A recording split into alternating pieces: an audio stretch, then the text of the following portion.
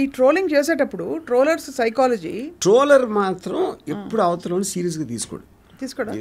ఎందుకంటే మీరు నోటీస్ చేయండి, అవతల వాడికి కూడా he knows is one of the many people. మీరు ఒకే ఒక్కడు కామెంట్ చేయటానికి 100 మంది 1000 మంది కామెంట్ చేయడానికి చాలా తేడా ఉంటుంది. మీరు గుంపులో గోవింద అయిపోతారు అక్కడ. యూనో, సో ఇప్పుడు మేమందరం ఒక క్లాస్ రూమ్లో వెనకాల కూర్చుని చాక్ పీసులు ఇస్త్రీ లేకపోతే ఏదో కామెంట్లు చేసి అరిస్తే, not that we really think lecturer కోపం వస్తుంది, ఆయన హర్ట్ అవుతున్న ఉద్దేశం కాదు. We're just lost in our, that is ecosystem by itself. దానికి వేరే దాంతో సంబంధం ఉండదు. సో టీచర్ల మీద కూడా ట్రోల్స్ అవుతాయి కదా. ఒక సెకండ్ కూడా ఈ రేణుకా స్వామి అనేవాడు అమ్మాయి హర్ట్ అవుతుంది, దాని వలన కోపం వస్తుంది, అవన్నీ అంత ఆలోచిస్తాడు. ఆలోచించినోడు చేయడు ఫస్ట్ ఆఫ్ ఆల్. అవును, అందుకే అంటే బట్ ఐ వండర్, చాలాసార్లు ట్రోలర్స్ ఏ మాట అంటే ఈ వ్యక్తి హర్ట్ అవుతారు, లేకపోతే ఈ వ్యక్తి ఆలోచితంగా కూడా చేస్తారు. అది ఆలోచిస్తారు 100%. అంటే ఇప్పుడు సేమ్ ఇప్పుడు ఒక టైగర్ ఉంది, ఒక జింకని తినాలి. ఇప్పుడు జింకకి పిల్ల ఉందా, జింకకి ప్రాణం ఉంది అని టైగర్ ఆలోచించదు. అవును, వాడు he's carried away by the creativity. నేను అలాంటి తిట్టడానికి నాకు ఛాన్స్ వచ్చింది, ఇలా తిట్టడానికి. ఆడి క్రియేటివిటీ అంతా పెట్టి చేసి దాంతో ఆడు మురిసిపోతాడు. తర్వాత ఆడికి హిట్ ఎప్పుడవుతుంది, maximum number of people react అవుతారు ఇంటర్నల్ ఆడి సర్కిల్లో. సూపర్ హిట్ ఎప్పుడు అవుతుంది, ఎవరి మీద ట్రోల్ చేసి వాళ్ళు రియాక్ట్ అయితే సూపర్ హిట్ ఆ cinema. That is how it works. So react అయ్యి ఎంగేజ్ అయ్యాక అది ఎక్కువ అవుతుందా మీ, అంటే మీ ఎక్స్ట్రాపోలేషన్ మీ దీని ప్రకారం తగ్గుతుందా? ఇది ఇప్పుడు మీరు రియాక్ట్ అయ్యారనుకోండి, మీకు మేబీ ట్రోల్స్ పెట్టారు, అవును అని మీరు తలప్పగించేసి రియాక్ట్ అయ్యారు, లేచి మాట్లాడుకోండి ఎంత కావాలంటే అంత అని, వాడికి ఇంట్రెస్ట్ పోతుందా? ఆడంత చూసి దాన్ని రిజిస్టర్ చేస్తున్నాను. ఎందుకంటే వాళ్ళు మోస్ట్లీ పనిలో ఉంటారు. పని లేని వాళ్ళు ఏంటంటే అప్పుడు ఎప్పటికప్పుడు అప్పుడు వచ్చిన ఇష్యూ బట్టి ఆడ మైండ్లో వచ్చింది టపక్కని టైప్ చేసి పెట్టేస్తాడు. కానీ అలా అన్నాడు వాడు పట్టించుకోడు మాట, అంత థింక్ ఎవడు చేయడు అక్కడ. సో బేసికల్ నాకు అర్థమవుతుంది ఏంటంటే మీరు అనడం, ట్రోలర్స్ పనిలేని బ్యాచ్, ఈ పనిలేని బ్యాచ్ పట్ల రియాక్ట్ అవుతే ఇదిగో ఇతని కేసులో అయినట్టు, పవిత్రాకి అయినట్టు, అలాగే తను వెళ్ళి ఎస్కలేట్ చేసి ఆ తర్వాత అతనే పాపం అన్యాయంగా ఇంతమంది ఫ్యామిలీస్, ఇప్పుడు పాపం రేణుకాదాస్ అతను ఎంత ట్రోలర్ అని ఆ టైంలో వాళ్ళ కోపం వచ్చినా పాపం అతని ఫ్యామిలీస్ అట్ రిస్క్ కదా సార్ ఇప్పుడు. అంటే నేను అదే చెప్తున్నాను, మీ కోపం వచ్చినప్పుడు ఒకరిని చెంప మీద కొట్టాలి అంటే వాడికి ఫ్యామిలీ ఉందా, వాడికి పిల్లలు ఎన్ని ఆలోచిస్తారా? Because you're consumed by your anger. Correct. At the time మీకు గుర్రం కళ్ళు వేసినట్టు అది వేరేది ఇంకా కనపడదు. ఆలోచించినప్పుడు మీరు చేయరా పని అసలు. అది నేను చెప్పేది. Your inability to control your temper and having the opportunity to do it. But just thinking ఇక్కడ ఈ పర్టికులర్ కేసులో ఇతను యాక్టర్ పేరు మర్చిపోయాను సార్, దర్శన్ చాలా ఆఫ్ బీట్ నేమ్ కాబట్టి, యాక్టర్ దర్శన్ తన ఉన్న స్టార్డమ్ని, తనకుండే ఫ్యామిలీ సిచ్యువేషన్ని, ఏమవుతుందో రిపర్కషన్స్ ఆలోచించకుండా కేవలం పవిత్ర చెప్పింది కాబట్టి రియాక్ట్ అయిపోయాడంటే పవిత్రను ప్రొటెక్ట్ చేయడానికా, లేకపోతే అతన్ని ఇన్వాల్వ్ చేశాడని కోపం వచ్చి ఉంటుందా? I mean, see, that is a personal equation between him and Pavitra. Right. But the basic point is, the fact his name is there and he's very close to this girl. Yeah. And I'm sure it's a combination of that. Yeah. So he might have done, ఇప్పుడు మా చెల్లెలు నేర్పిస్తే నేను వెళ్ళి ఎవడో కొట్టచ్చు, నేను లేకపోయినా, లేకపోతే నా ఫ్రెండ్ గురించి ఏదైనా చేయొచ్చు. So that is a question. అంటే ఇట్ ఈస్ టూ థింగ్స్. ఒకటి యాంగరు, రెండుది ఆపర్చునిటీ. ఇప్పుడు దర్శనం చేసినట్టు వేరే వాళ్ళు చేయలేరు కదా. కానీ ఆల్మోస్ట్ 16 మంది ఉన్నారు దీంట్లో. యూనో, ఇప్పుడు ఇదే పాయింట్లో political 1980s to 90s political murders అయితే జరిగినాయో అప్పుడు కూడా ఎవడేదో రాశాడు ఒక పత్రికలో, దాని మీద కోపం వచ్చి చంపిన ఇన్సిడెంట్స్ కూడా ఉన్నాయి. అవును. యా. సో అది కూడా ఇదే కదా, సేమ్. ఇది జస్ట్ మీకు ఫార్మ్స్ మారుతున్నాయి అంతే. కరెక్ట్. ఇప్పుడు నా గురించి ఇలా రాస్తే ఇంతమంది చదివేస్తారు కదా అని అనుకోవటం అనేది దాంట్లోంచి వచ్చిన కోపంతో అని ఎలా ఆపాలి, అది ఒక లెసన్ నేర్పాలి అని కోపం కంట్రోల్ చేసుకోలేని అది ఒకటి. కానీ ఆ కేసులో మీరు ఫ్యూచర్ని కూడా ఒక స్ట్రాటజీ కూడా చేయొచ్చు. ఇక్కడ స్ట్రాటజీ లేదు. అవును. అది కానీ ఇది సోషల్ మీడియా ప్లాట్ఫామ్స్ గురించి మాట్లాడదాం ఇక్కడ.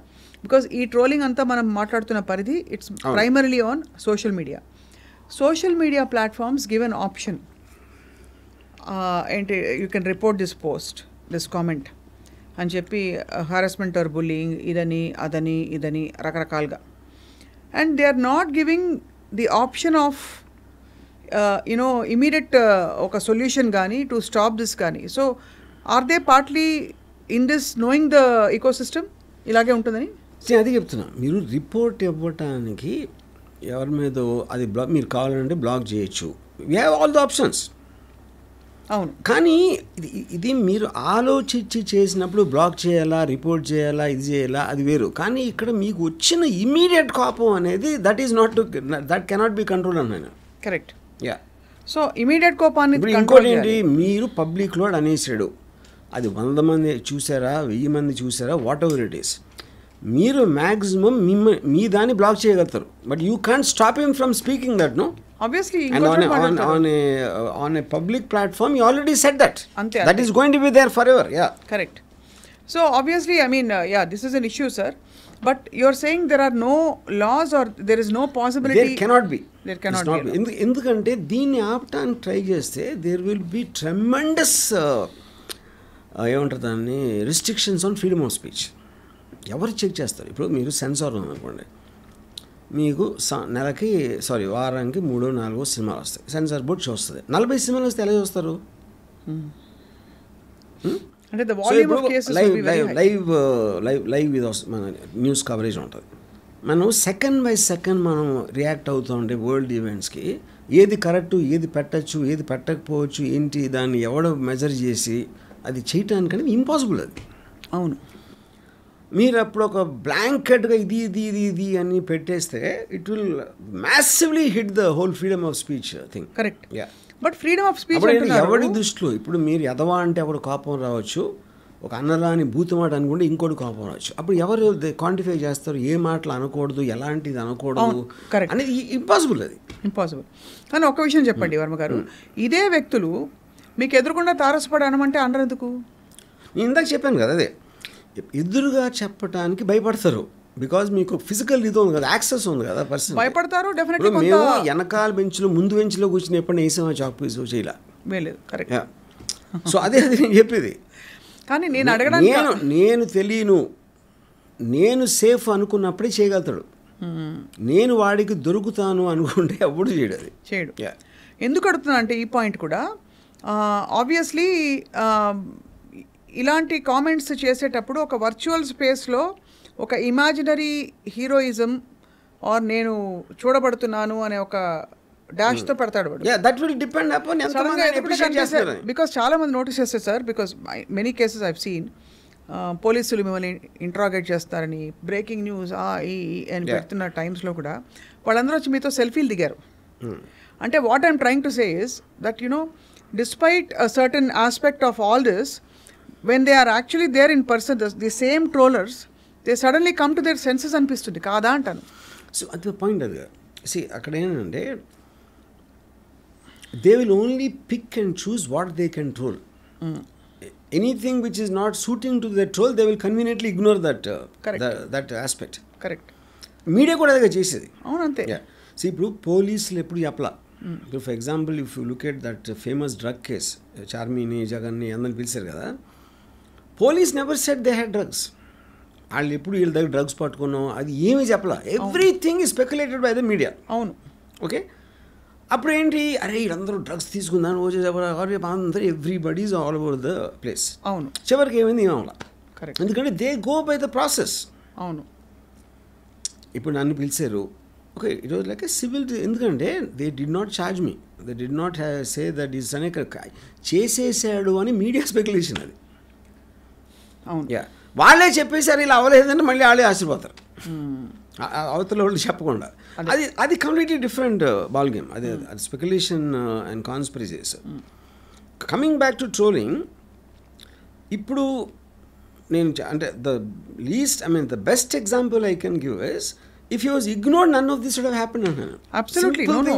అది established beyond doubt. అంటే nobody was a good for nothing bum ఆడికి సంబంధం లేని విషయంలో ఎవరికో కోపం తెప్పించి ఎందుకో కోపం వచ్చిన మాత్రం చంపాలంటే అది వేరే section, that is completely different department. ఎందుకంటే మీరు ఒక అన్నామకుడు ఆడెవడో జస్ట్ నాకు తెలిసి ఆడు 10,000 ఎంతో ఉన్నాడు జీతం, స్కూటర్ మీద తిరుగుతాడు, రేణుకా స్వామి.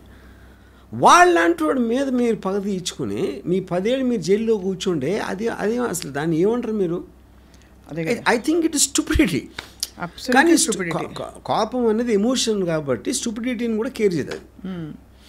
బట్ మీరు ట్రోలర్స్ మైండ్ సెట్ గురించి మాట్లాడారు. యాక్చువల్గా నేను ఒక ట్వీట్ పెట్టాను సార్. ఇప్పుడు ఏంటి, దర్శన్ కారు కూడా ఆ బాడీ ఉన్న కారు వెనకాలకి వెళ్ళి అది సీసీటీవీ ఫోటో దొరికి ఇవన్నీ చూస్తే ఇప్పుడు స్క్రీన్ ప్లే అయిపోయిన తర్వాత సినిమా తీస్తారు, అది లెక్క ప్రకారం అది జరగాలి. చాలాసార్లు డైరెక్టర్లు ఏదో బద్ధకంతోనూ మనసు మార్చుకుని షూటింగ్ అప్పుడు కూడా స్క్రీన్ ప్లే రాస్తూ ఉంటారు. అవును, మార్చి. ఈ దర్శన్ మర్డర్ కేసు ఏంటంటే సినిమా రిలీజ్ అయ్యాక రాస్తున్నారు స్క్రీన్ ప్లే. అది ఇలా అయి ఉంటుంది, అలా ఉంటుంది కాదు, ఇలా అయ్యింది, ఇలా అంటే అయిపోయింది. సినిమా రిలీజ్ అంటే ఏంటి, ఆడు పోయాడు, అవును, బాడీ కూడా దొరికిపోయింది. అప్పుడు దే స్టార్టెడ్ రైటింగ్ ఎలా జరిగి ఉంటుంది అని ఒక నేరేటివ్ ఇవ్వడానికి వాళ్ళు స్క్రీన్ ప్లే రాస్తున్నారు. And every time they are doing it, they are getting caught. మీరు అన్నది 100% రైట్. అంటే in terms of the idleness, the idle చాలా మంది స్టూపిడిటీ. అసలు ఏంటి, ముగ్గురేళ్ళు కన్ఫ్యూజ్ చేయటం ఏంటి, మాకు మేము ఫైనాన్షియల్ డిస్ప్యూట్ మళ్ళీ చంపామంటే మీకు అసలు టైం లేదు, ఆలోచించడానికి కూడా టైం లేదు. నిమిషాల మీద డిసిషన్ తీసుకోవాలంటే ఎంత ఆలోచిస్తారు అసలు మీరు? అంతే కదా. ఇప్పుడు అక్కడికి ముగ్గురిని పంపించారు, ముగ్గురిని పంపించి మీ ముగ్గురు మేమే చంపాం అంటే వాళ్ళు వినేస్తారు, ఇన్వెస్టిగేషన్ క్లోజ్ అయిపోతుంది అని ఉద్దేశం. కానీ అక్కడ ఉన్న ఇన్స్పెక్టర్ అడిగేసాడు, ముగ్గురిని వేరువేరుగా అడిగాడు, వేరువేరుగా అడితే వేరువేరు చెప్పారు. అది ఇలా యాంటిసిపేట్ చేయాలి, ఎందుకంటే టైం లేదు కాబట్టి. So I don't know if I have to feel sad for that guy who died. I feel equally sad for all of them. Yeah. అసలు వాళ్ళకి సంబంధం లేదు ఆ ఫ్యాన్స్కి. వాళ్ళు ఏదో దర్శన్ ఇంప్రెస్ చేద్దామని వాళ్ళు చేశారు. దర్శన్కి ఉన్న పలుకుబడితోటి మమ్మల్ని ఏం చేయట్లే అని అనే ధైర్యంతో వాళ్ళు ఏదో కొట్టారు. అది ఆడికి ఎక్కడో తగిలి. ఎందుకు why would anybody want to kill him? There is no reason. ఇప్పుడు వాళ్ళకేం పర్సనల్ లేదు కదా దాని మీద. అబ్సల్యూట్గా. సో ఈ 16 మంది జీవితాలు పోయినట్టే కదా. అవును, అతను అట్లీస్ట్ పోయాడు, వీళ్ళు బతికొండగా చచ్చిపోయినట్టే. ఇప్పుడైతే దర్శన్కి వి డోంట్ నో, బట్ పెద్ద శిక్ష పడి he could be in jail for a while. See from అంటే నాకు ఎంతవరకు, obviously I only go by whatever police side so far. I think the defence will be culpable homicide not amounting to murder. అంటే మీరు చంపాలనే ఇంటెన్షన్తో చేయాలి. Murder అనేది మీరు చంపటానికి తీసుకున్న నిర్ణయం, ప్రీమేటెడ్ మర్డర్ ప్లాన్ ప్రకారం. ఎందుకు ప్లాన్ ప్రకారం? మీరు వాడిని అబ్డక్ట్ చేసి తీసుకొచ్చి ఇక్కడ పెట్టి కొట్టి ఆడు చచ్చిపోయాడు. ఓకే, అప్పుడు అది మర్డర్ చేసే ఇంటెన్షన్ ఉంటే వేరు. మీ కొట్టడానికి తీసుకోవచ్చు, అన్ఎక్స్పెక్టెడ్గా చచ్చిపోయాడు అంటే it can come under culpable homicide. But it's still very big offence. It is a big offence. కానీ ఇక్కడేంటి, అప్పుడు ముందే చెప్పేశారు అనుకోండి, నేను కొట్టాను ఆడిపోయాడు, నేను చంపాలనే ఉద్దేశం నాకు లేదు. కానీ then they try to hide the body, then they try to mislead the investigation. అదంతా కాన్స్పిరసీ కింద వస్తుంది. అవును, అప్పుడు కల్పబుల్ హోమిసైడ్ అనేది స్ట్రెంగ్త్ ఉండదు దానికి. కరెక్ట్.